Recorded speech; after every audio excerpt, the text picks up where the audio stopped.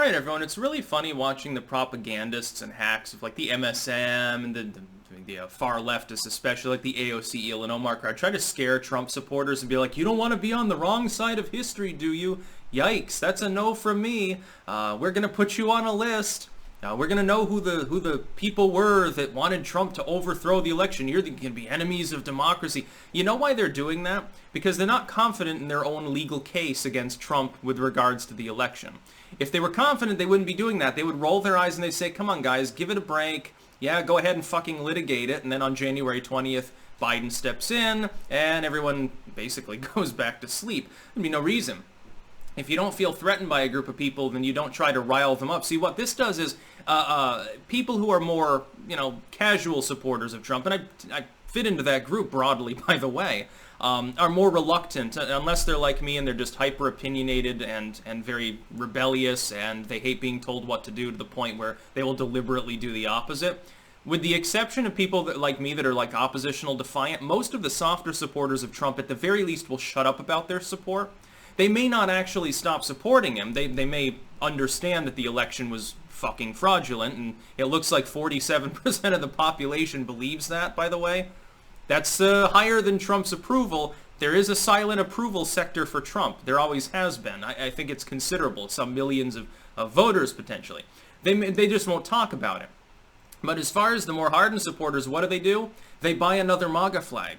They buy another American flag, put a coal roller on their pickup truck, and then they go down and they harass some liberals. They're not going to stop. The idea that the sort of people that tend to comprise Trump's core fan base are going to shut up about it, number one, or be afraid of a bunch of soy drinkers, number two, and be silent, I don't think that's going to happen. You had hundreds of thousands of people show up for the MAGA march. By the way, I was actually wrong. I spoke incorrectly and said tens instead of hundreds of thousands. My apologies. Now, that was based partially on, ironically, I think Don Jr. was the one that shared it, one particular shot of it.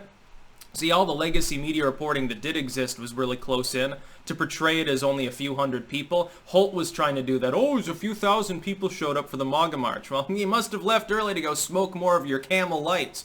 Remember that one where he was with the dudes from, I think it was Vox? It was the most cringy thing ever. And like the Bud Light and the Tecate and the Camel Lights and stuff like that.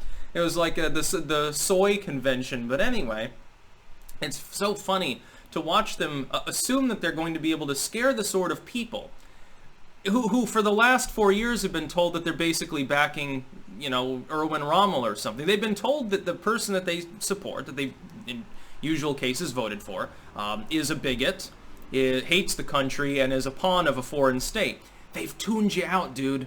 Something like 45% of the population has completely tuned out that sort of propaganda, and that really is what it is.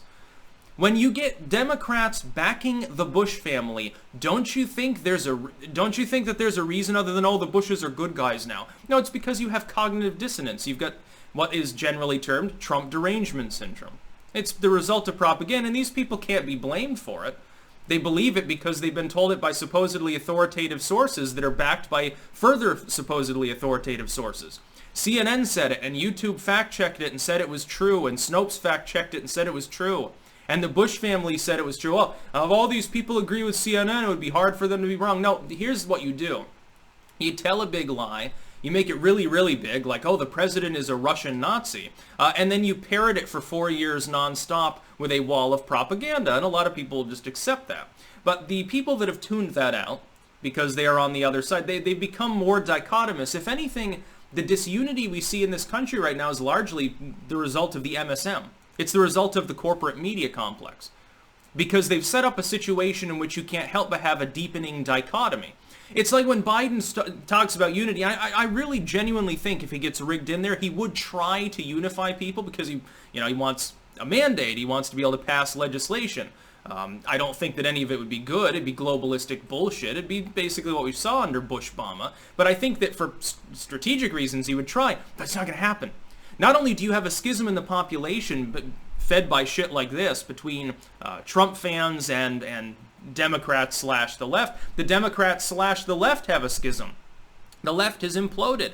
in an article just the other day, and I've been warning them for years. The best thing that can happen right now, with the stress level as high as it is, the best thing that can happen is SCOTUS steps in and smacks Biden down and coordinates Donald Trump. The Democrats will go into uproar mode. The left will fight the neoliberals and collapse the party. They will demand the departure of Nancy Pelosi. They'll demand new party leadership. Whether that's far left leadership or a business dem restoration or something else, it'll stabilize the Democratic Party. The Democratic Party right now is highly unstable.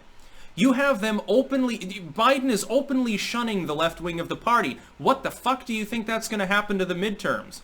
Not Rush Limbaugh, Newt Gingrich. I get them mixed up. They look vaguely similar and sound similar sometimes too. Newt Gingrich penned an article a couple of days ago talking about what I've said now for 4 years, which is that the Democratic Party has fractured to the point where you can only have the likelihood that the Republicans come in the midterms with a surge the likes of which you haven't seen since at least the Tea Party surge. And that's at a bare minimum. Republican turnout, if the Democrats get in, they will overstretch. The left will force some of its demands on Biden, alienating business Dems in the process who won't participate in the midterms, therefore.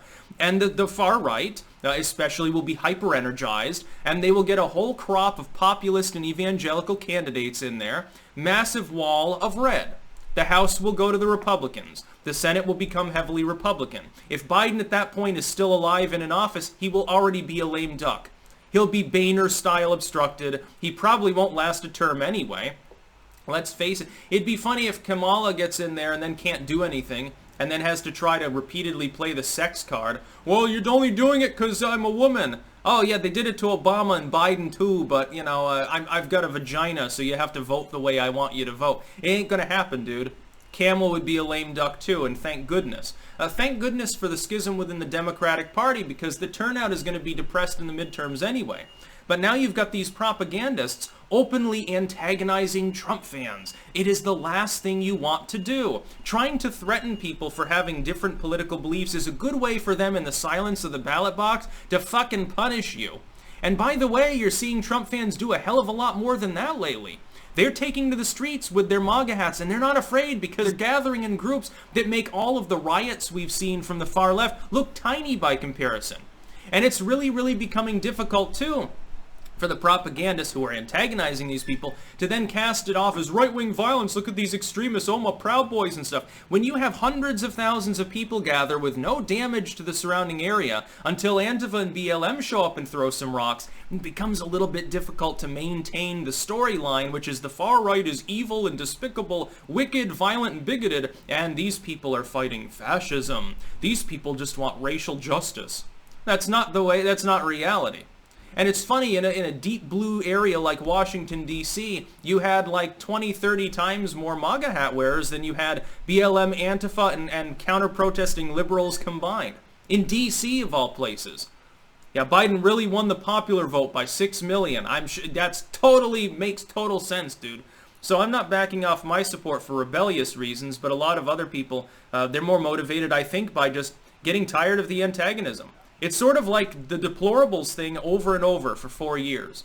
That's about all. Peace out.